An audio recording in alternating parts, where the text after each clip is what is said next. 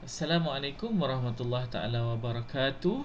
Terima kasih kepada tuan-tuan dan puan-puan yang sudi mendapatkan kad emosi 31 hari, cara mudah untuk meningkatkan EQ kanak-kanak di rumah.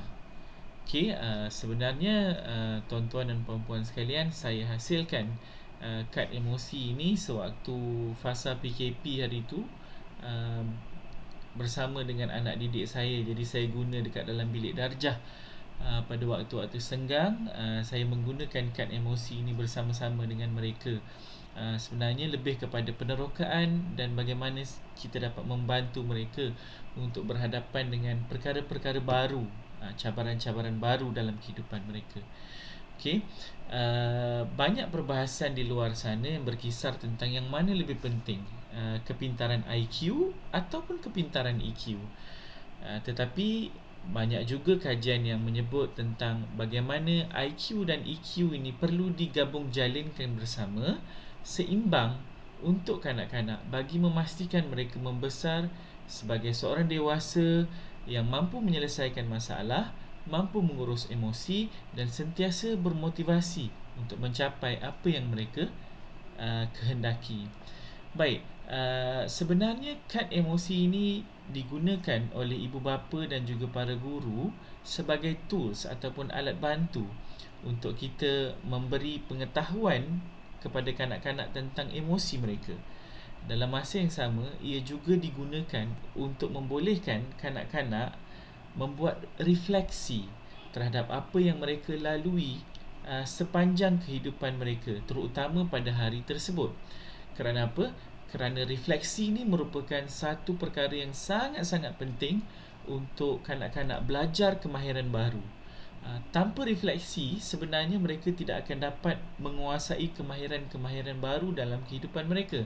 Sebab daripada refleksi itulah akan lahirnya kebolehan mereka untuk bertanya soalan, kebolehan mereka untuk memerhati dan membuat kesimpulan, membuat rumusan, dan akhirnya kemampuan mereka untuk merancang dan menentukan tingkah laku yang betul dan tepat untuk membolehkan mereka capai apa yang mereka inginkan. Baik, cara menggunakan kad emosi ini sangat mudah. Apa yang tuan-tuan perlu buat ialah imbas ataupun pilih satu daripada 31 kad emosi tersebut. Imbas kad tersebut ataupun tunjuk kad kepada kanak-kanak, kepada anak tuan-tuan dan puan-puan. Sebagai contoh, kad saya suka. Okey, saya suka. Jadi tanyakan kepada kanak-kanak apabila mereka melihat kad tersebut, okey, kamu suka apa? Dan terima sahaja sebarang jawapan daripada mereka. Okey, tak ada jawapan yang salah. Okey, cuma nilai kita boleh tanam berdasarkan kepada jawapan mereka. Contoh, ada anak kita jawab bila tengok gambar ni, biasanya dia akan jawab, saya suka aiskrim.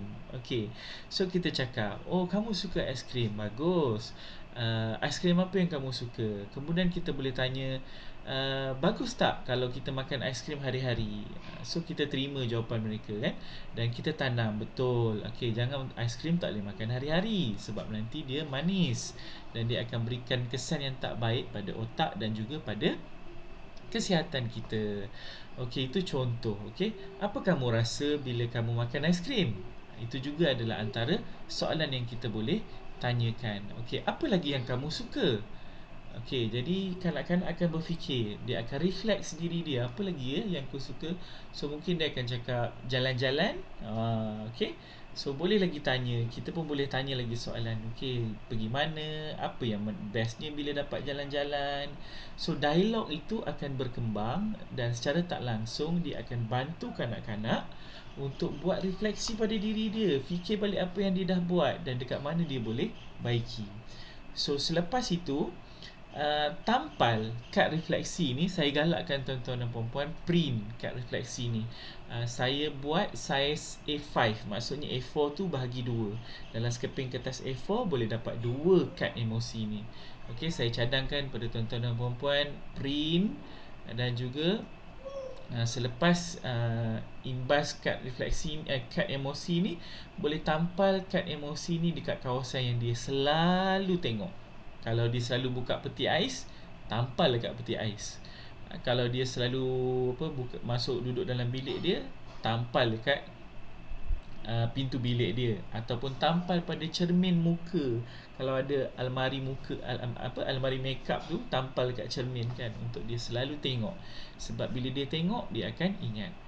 So saya syorkan uh, gunakan satu kad sahaja sehari pun sudah memadai.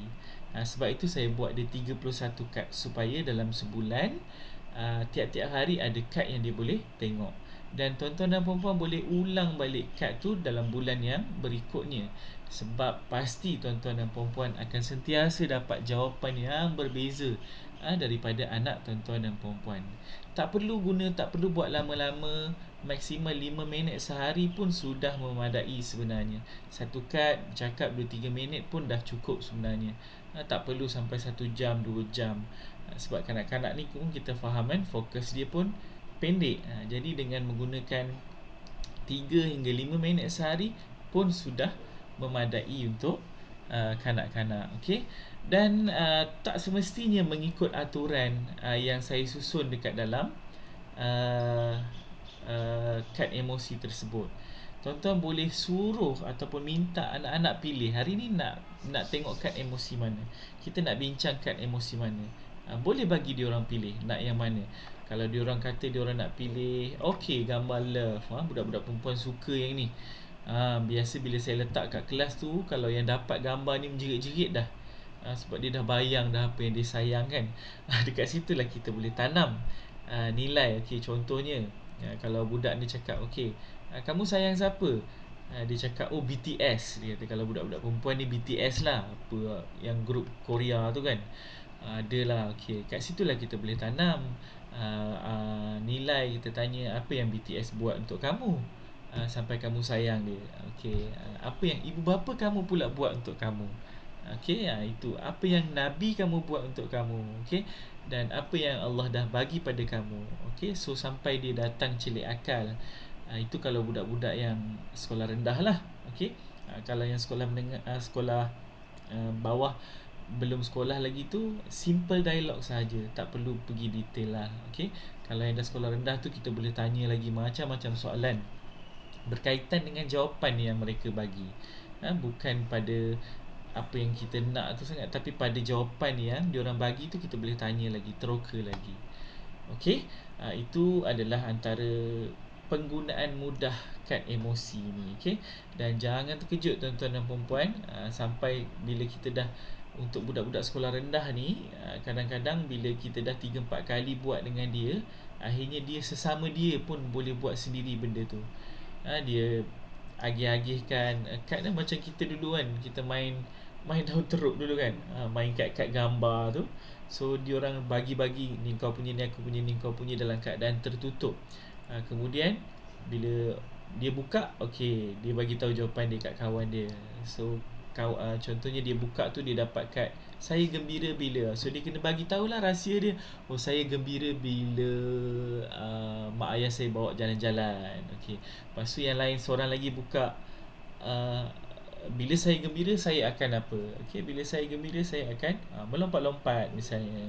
So boleh suruh dia buat gaya, macam mana kamu melompat-lompat, tonton dia tunjukkan cara dia melompat-lompat. So ada banyak aktiviti-aktiviti juga yang boleh kita buat menggunakan kad emosi ni. Okey, so selamat menggunakan kad emosi ni. Terima kasih tuan-tuan dan puan-puan. Saya percaya tuan-tuan dan puan-puan yang mendapatkan kad emosi ni adalah mereka-mereka yang begitu cakna dan bersungguh-sungguh dalam memberikan pendidikan yang terbaik untuk anak-anak. So itu saja daripada saya. Assalamualaikum warahmatullahi taala wabarakatuh.